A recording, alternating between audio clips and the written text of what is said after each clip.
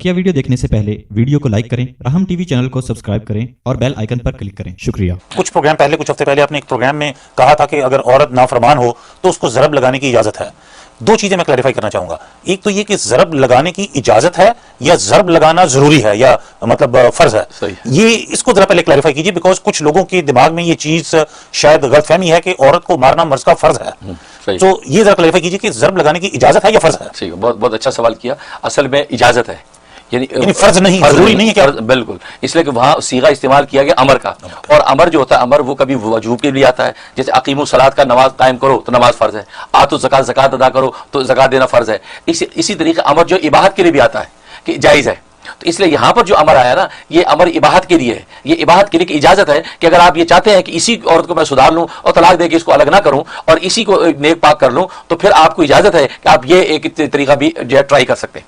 और उसका क्राइटेरिया मैंने बता दिया, इसमें लोग जो है वो मिसकंसेप्शन ना करें कि उसका क्राइटेरिया है कि अगर आपने हाथ से मारना है तो मैंने बताया कि बगल नहीं खुलनी चाहिए, और ये हाथ के गट्टे की ताकत से आप उसकी कमर पे चपत लगाएं या उसकी रान पे चपत लगाएं, बस मुंह पे मारने की इजाजत नहीं है। और आज आप देखते हैं कि मर्द सबसे पहले मुंह पे मारता है, वो बात कर रही तो मुंह पे मारता है, उसकी आंख पे खून बह रहा होता है, कान से खून बह रहा होता है, फिर बाल पकड़ के चुटिया पकड़ के मारता है। तो जिस तरीके से मारता है इसकी तो गुंजाइश ही नहीं है इस्लाम में, बल्कि उल्टा आपके ऊपर ताजीर का हुक्म होगा, काजी आपको जो है दुर्रे लगाएगा।